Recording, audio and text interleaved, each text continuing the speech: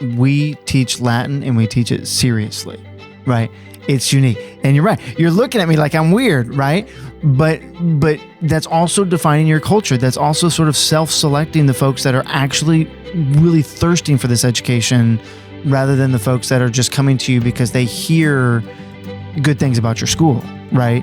And aren't going to actually put in the work to help their child be successful in the school.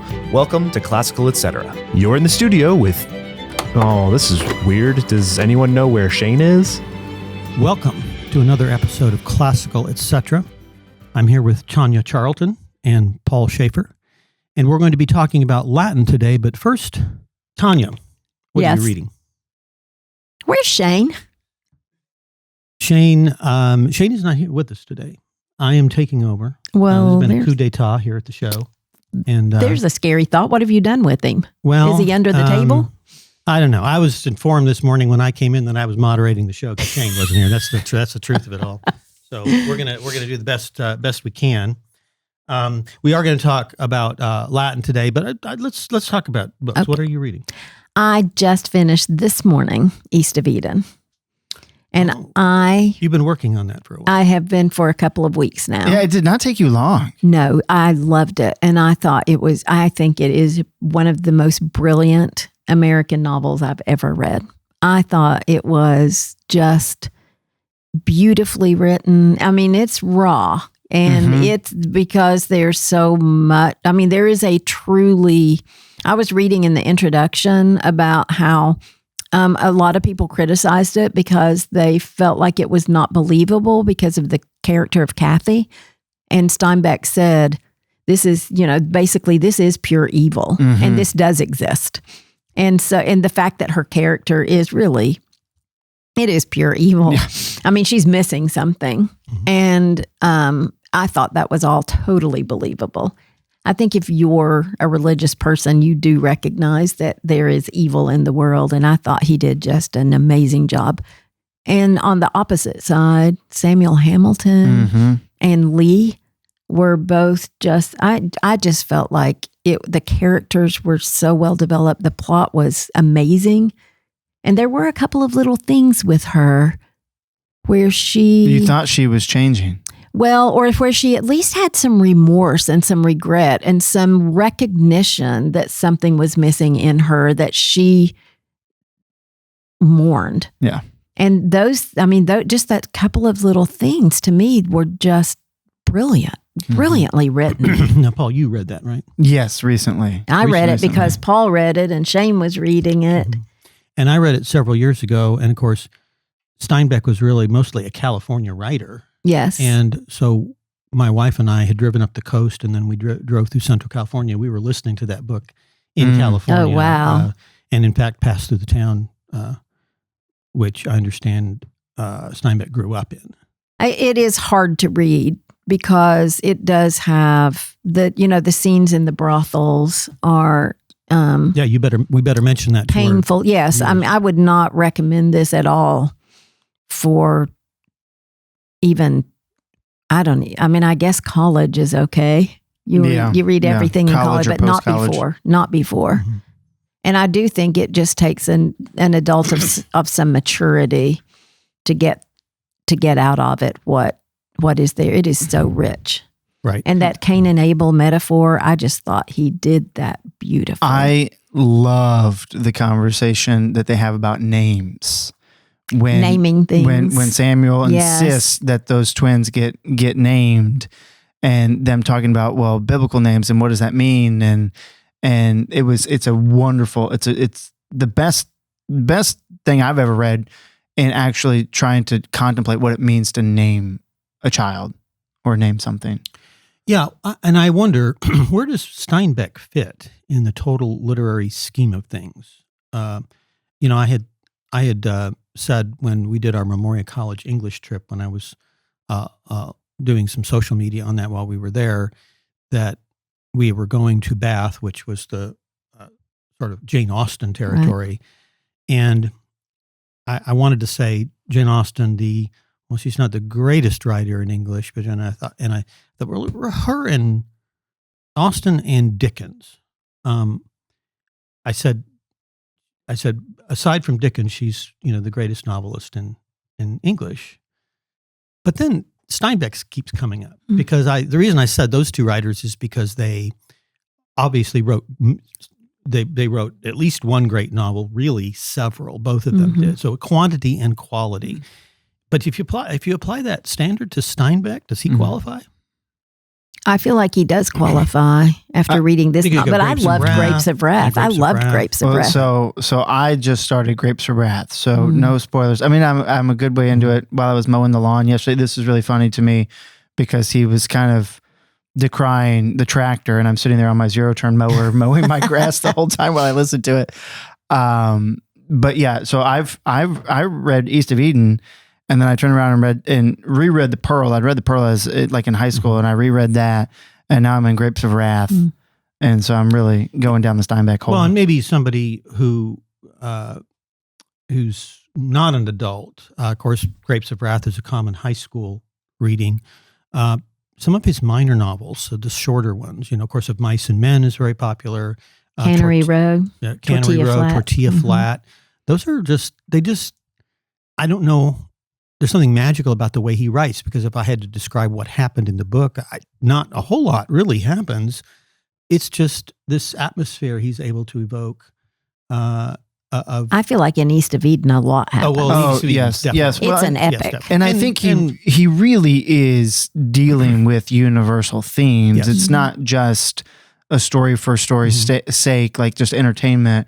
He really is dealing with what it means to be evil, or how do you deal with evil. Right. Which is kind of what you're not supposed to do in modernist literature. That's the thing. He's different from Hemingway and Faulkner. And I mean, they're dealing with universal themes, but they're dealing with them in a very, modernist novels are written like puzzles that you're supposed to figure out in class. They're written, it's almost written for schools, Right. Whereas Steinbeck is not writing like that. Steinbeck is writing for the ages, it seems like. So that's why I like him. Okay, so let's get to this topic of But you haven't Latin. told us what you're reading. Shane always tells us what he's reading. Does he? Really? He does. Well, I don't Have you not do been paying everything like attention Shane for the does past it. 2 years? Have you not been paying attention for the past 2 years? I guess not. I don't have to think about it. I just sit here and people ask me questions, and now I have to ask the questions, so it's harder. Well, I'll say, what am I reading? I'm reading the second volume of Theodore Mommsen's The History of Rome. Mommsen wrote a history of Rome that went from the very, very beginnings. He's talking about the sources of Rome, linguistically, culturally, all that kind of stuff. But he ends at the end of the Republic. That's the first volume? No, there's like 3 volumes in his series, and that ends at the Republic. And so when Gibbon writes his Decline and Fall of the Roman Empire, he takes up very, very intentionally where Mommsen left off. Oh, really? Yes. So, that's interesting. I somehow I thought they had parallel things going. No, one begins where the other ends. Did Mommsen write his first? Yes, Mommsen wrote his first. And so Gibbon deliberately made that decision. Yeah. Said, well, why rewrite it? Yeah. Interesting. Yeah, and so we don't hear much of Mommsen. We hear a lot about Gibbon, the decline and fall of the Roman Empire. But Mommsen was, some people said he was the greatest of all the classical scholars.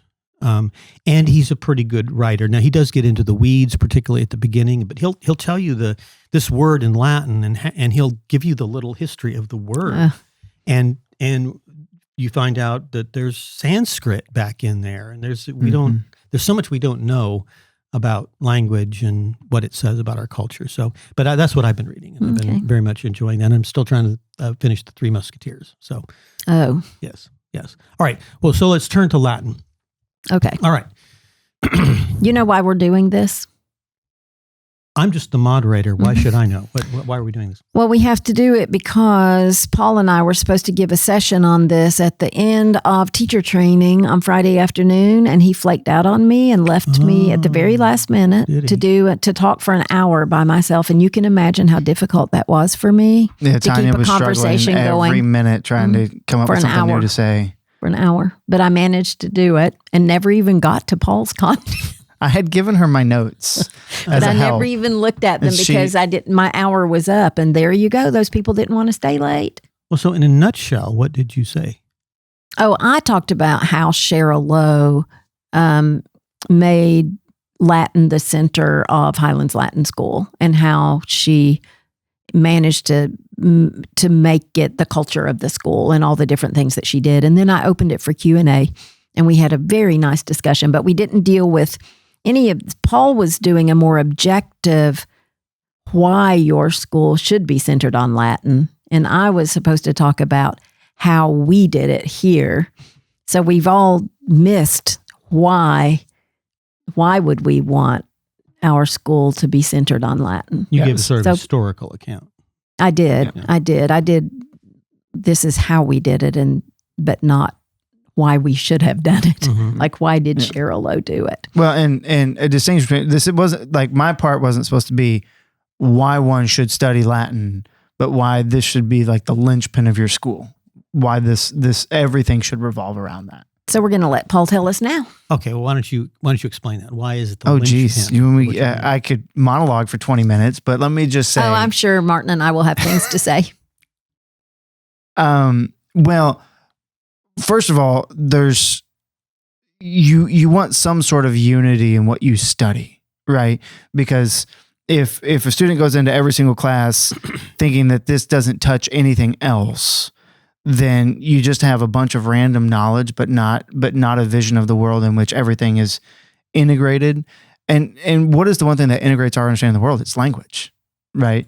And so, and having a language which is foundational to ours, that is going to help us in not only in our linguistic skills, our grammar, all that other stuff, but it's going to touch our science. It's going to touch our our literature studies, our history, all of that. So by studying having that one field of study, which is our core, we end up with a. So why is Latin the best thing to do for that? Why not another language? Because of the Latinate roots of our language. So we have so many derivatives that are coming into languages.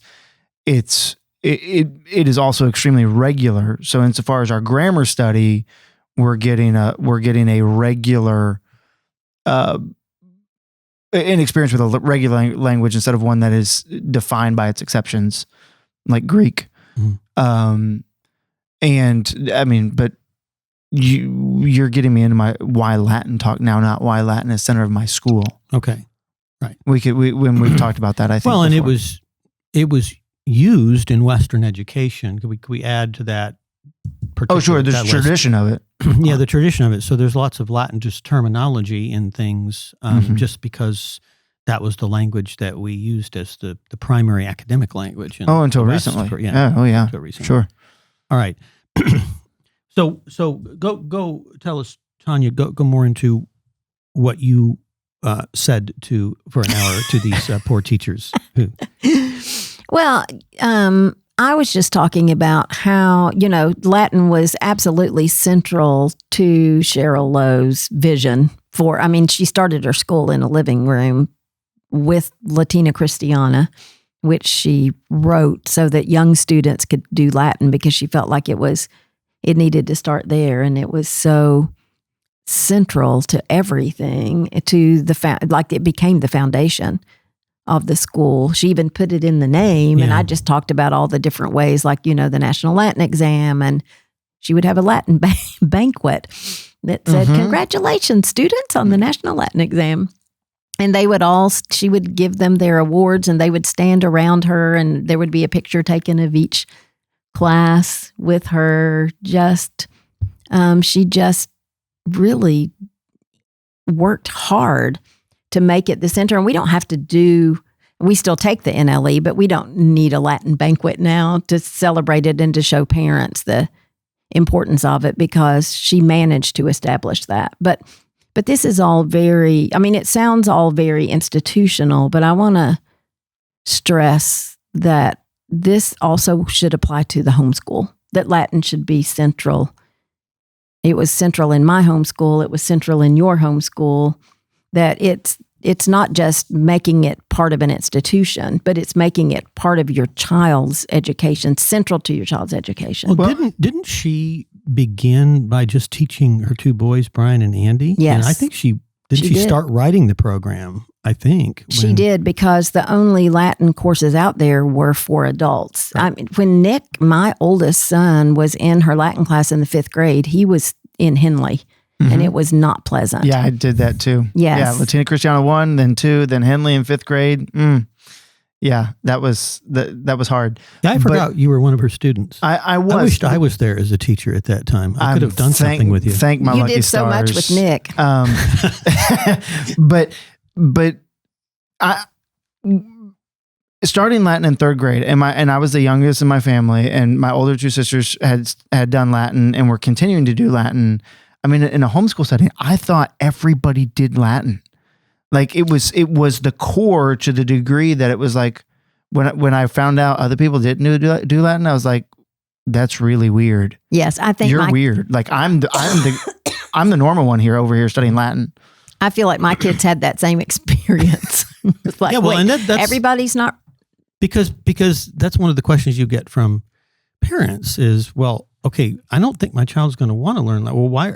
How does he even, if you're homeschooling particularly, how does he even know that not everybody else in the world doesn't do Isn't this? doing it. That's right. Right? Don't even tell them. Just say, well, we're doing school and Latin. It's math part of your school. It's just part of your school. So Right. yeah, to the point where, as you mentioned, it's taken for granted. Right. now. And it does affect every subject. It does, the orderliness of it, the discipline of it is a big help, I think, with math. Yeah, the memory those- muscles that it forces you to practice. Right. So it's not just we're going to learn Latin, but it really does become such a cohesive part of the curriculum in itself. The students, when they read, I've witnessed it in my own classrooms where they start recognizing words that they don't know, but they can figure out the meaning of because they know the Latin root. And that happens young. Mm-hmm. After Prima Latina, we worked so hard in Prima Latina in 2nd grade with derivatives that they start finding them in 3rd grade when they're reading Charlotte's Web. They find those derivatives, and it just really changes the way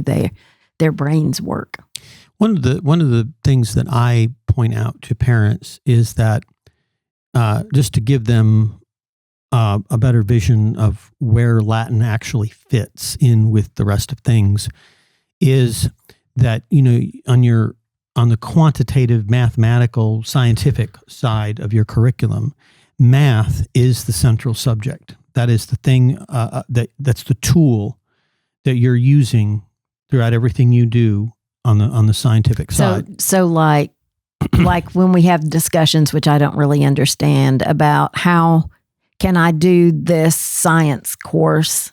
How much math do I need before I do physics? How much, it's like a dance, really, where your math has to be at a certain level before you can do upper level science. Right. There's math and experiment. Those are the two things you're using on the scientific side. But that's that's your central quantitative subject, math. And so you look at your language side. One of the things I pointed out is that, because one of the things classical education has done is it has brought attention back to organized systematic language study again. We're all over math, right? That everyone says and recognizes that they need to study it. But this is not the case about grammar. Grammar has been dropped. And so really on your language side of your curriculum, the role of math is served by Latin, specifically grammar generally, because that's your means of learning grammar. Right.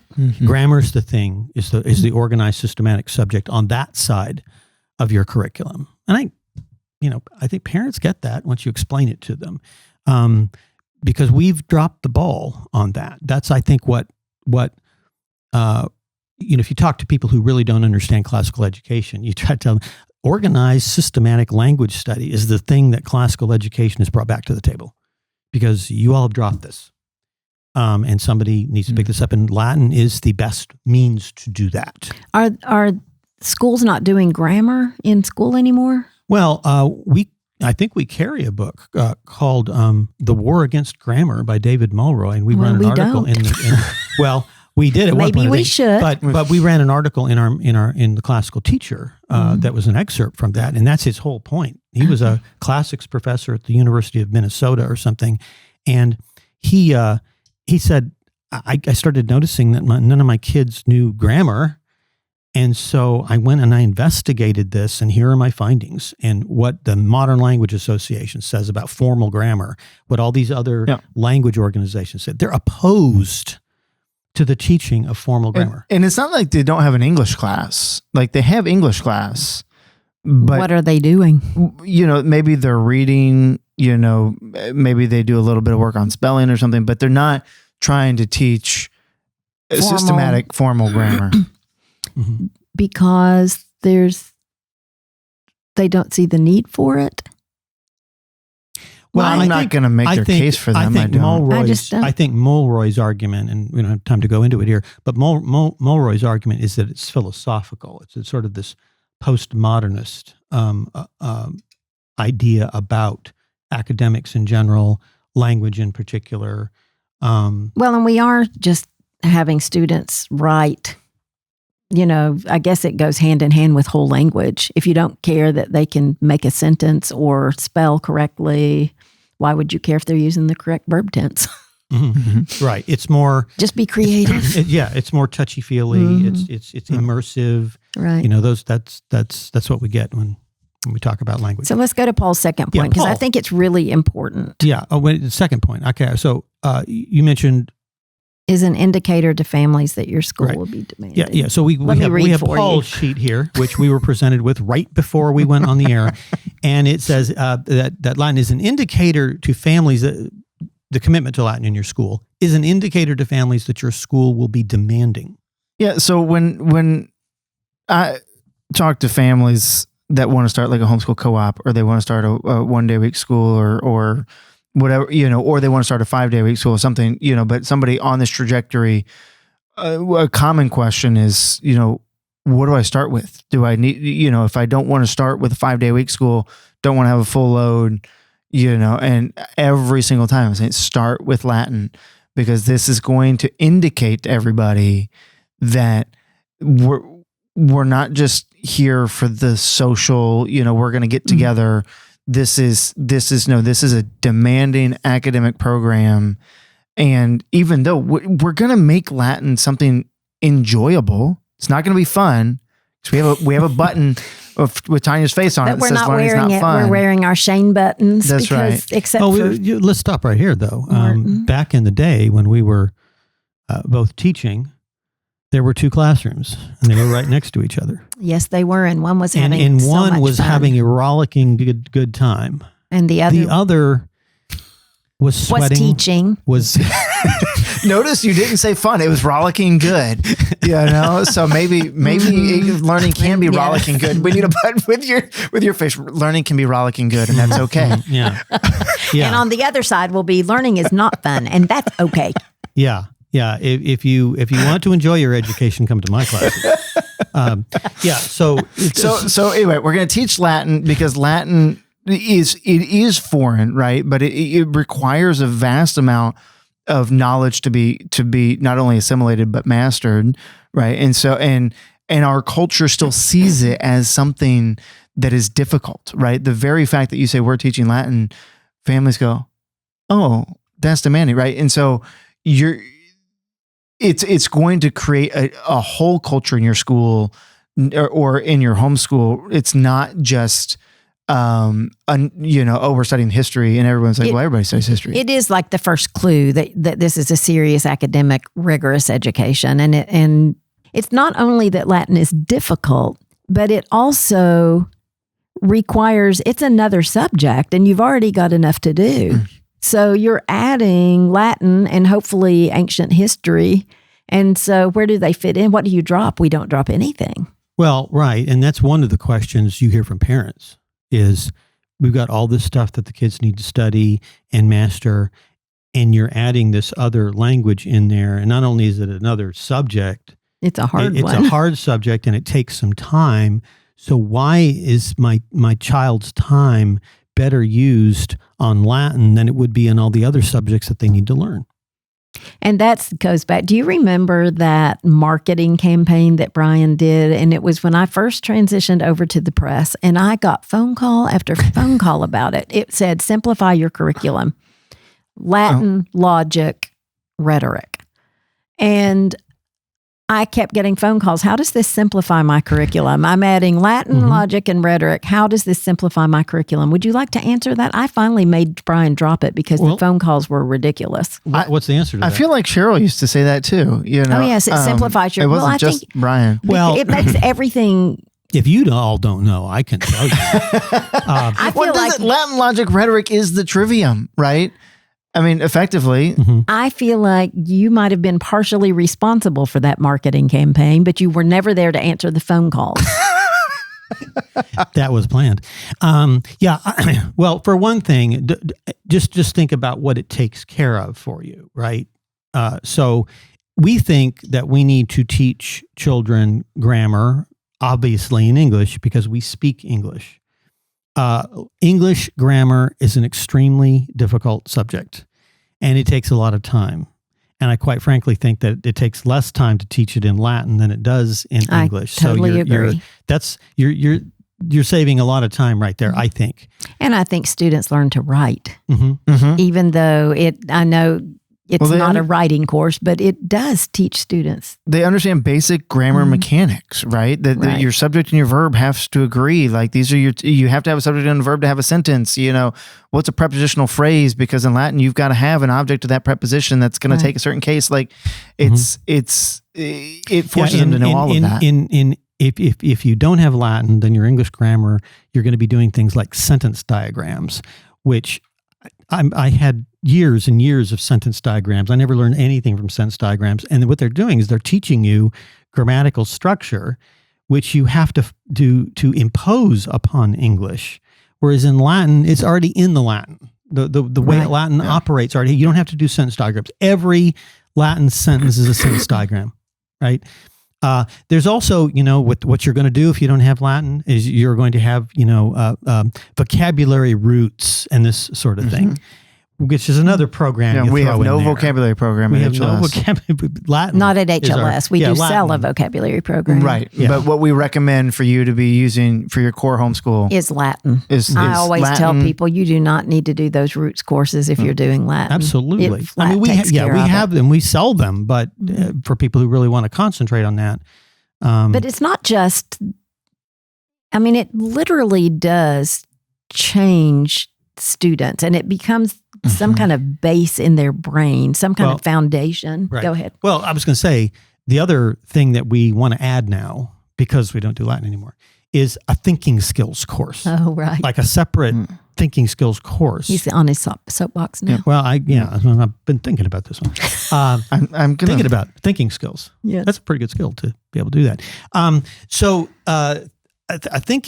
Thinking skills, Latin is the perfect subject for that. Again, on the language side, because really your two thinking skills courses, you don't need a separate thinking skills course. All you need is Latin and math. That's all you need. And Latin, because of the structure of that language. I remember sitting in this was over at our other campus, and one of our teachers was teaching this 7th grade boys class, and they were translating, I think, something into English.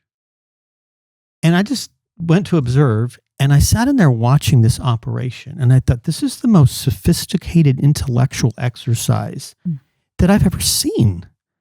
What you have to do to be able to do that, in particular, our readers may not know who don't know Latin, but it's a lot harder to translate from English to Latin than it is Latin to English. Yes. That's you. Even just doing Latin to English is a thinking skills exercise. But you go the other side, which we do. You go from English to Latin, and that is even more rigorous. I actually just had to point out to somebody yesterday who said, "Oh, well, this question's really easy." And I said, well, look, you just made like 3 or 4 mental jumps to get to that answer, and you just didn't recognize it because you've been doing Latin your whole life. But when you actually sit down and have to think through every piece of information that has to be kind of calculated to get to that answer. It's a lot. Well, your two central thinking skills are analysis, making distinctions, and synthesis, seeing resemblances between things. Those are the two rock bottom thinking skills. And if you just try to match a Latin adjective to the noun it modifies, in case there's 5, in gender there's 3, in number there's 2. You multiply those out and you get 30.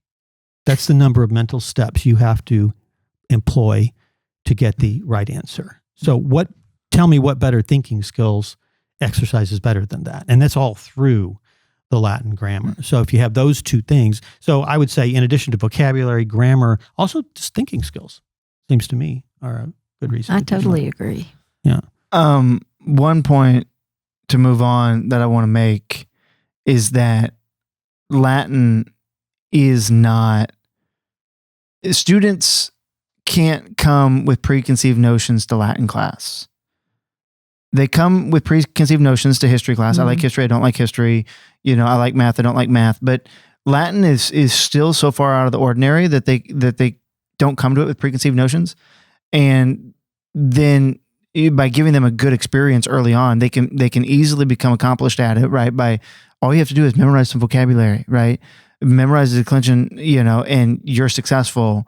That you're immediately giving students something that they can be good at.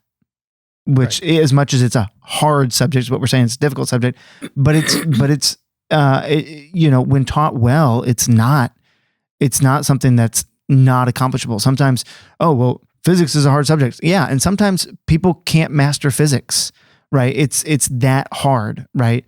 But Latin is something that's accomplishable. Because we're doing it in little pieces, little steps that are age appropriate. Yeah.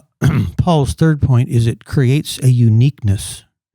Do we have any idea what he's talking about? Well, it does create a uniqueness. I don't know in my case that I found that to be a help. I think that still, when I'm with friends and they know what I do for a living, they still think it's really weird. And I think as a homeschool parent who was sending my children to Latin classes all the time and making it core to our curriculum, I think I looked like I had two heads. I mean, I really felt like you could see it in people's faces, like I was just some kind of weirdo or something. And I never really dealt with it. I just went on my way because I was confident enough to, Cheryl Lowe had just convinced me that it was what I needed to do. And so I did it. And there was enough of a group of people, you and your family and families like Paul's family who were doing it, that we didn't feel totally alone. But when you get out of that little bubble, you're looking like you're kind of half cocked. Like, what in the world? It's a dead language. And why in the world are you spending the time making your children do it? It definitely creates a uniqueness, but I think it might be difficult if you don't have, and I'm hoping that we provide for people that confidence that they need to say it's okay to be unique. So I know you're thinking this is going to make your school stand out and it's a positive thing. Mm-hmm. My feeling about it being unique is I just saw the looks on so many faces when I talked about my kids doing Latin. Unique. They thought you were weird. Yes, right? Yes. Unique can be weird, but it's okay. Yeah, I just feel like if you're at a school that's teaching Latin 2nd through 12th grade, and a parent looks at me and says, "Why should I send my child to this school?" Mm-hmm. You say, because we teach Latin and we teach it seriously, right? It's unique. And you're right. You're looking at me like I'm weird, right? Mm-hmm. But that's also defining your culture. That's also sort of self-selecting the folks that are actually really thirsting for this education rather than the folks that are just coming to you because they hear good things about your school, right? And aren't going to actually put in the work to help their child be successful in the school. So, I mean, it is sort of a self-selecting uniqueness. Are you willing to embrace that weirdness? That's right. That's right. I fully am. Well, and I like your second point under this, that students know what they're doing is special and rare. Once they get past 8th grade and they realize that not the whole world is in their bubble. Yeah. Before that, they just think everybody's doing That's it. But right. yes, once they get old enough, it is special to them and rare. Mhm. And it does make their education stand out. And we've seen that it stands out as in college applications. Sure. So what do you say to a parent who they don't know Latin? They're homeschooling. It's hard to teach what you don't know. Mhm. You can only be uplifted, as Mortimer Adler said, by something that is above you. What do you say to that parent? How do they teach Latin? Oh, well, our Latin courses are, Cheryl, that was a big thing for her, was that anybody could teach it and should be able to and should teach it. Mhm. And so that was why she wrote Prima and Latina and First Form. Now, after that, you really may need Sue Strickland at the online academy to continue. And I wanted to mention that, like at the homeschool gathering in Sedalitas last week, Sue Strickland, who teaches for Memoria Academy online, and we've for 3-4 years we've been doing these adult Latin classes, and some of her students, these adult students who have gone all the way through fourth form, like they get together, they take a picture together.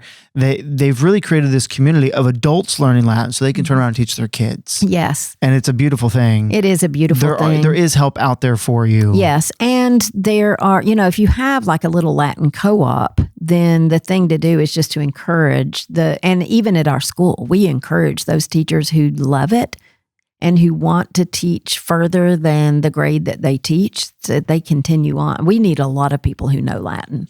Right. Now,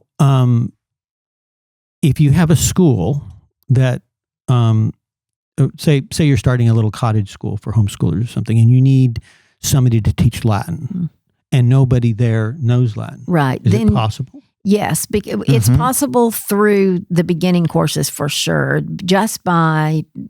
The teacher guides are scripted out, telling you what to say, what to write on the board.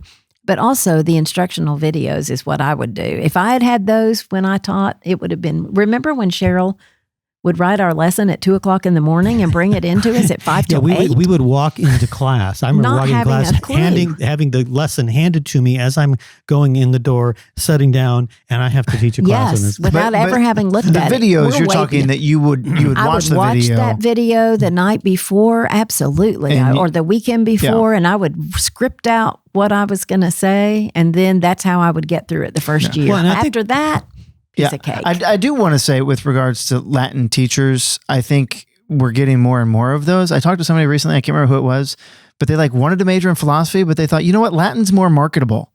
And really? that was the first time I ever heard anybody say that. They're like, I know there's a demand for Latin teachers. There is. And so that's what they went and studied. That's great. That's great. Who would have thunk it that there would be a demand for Latin? You want a job?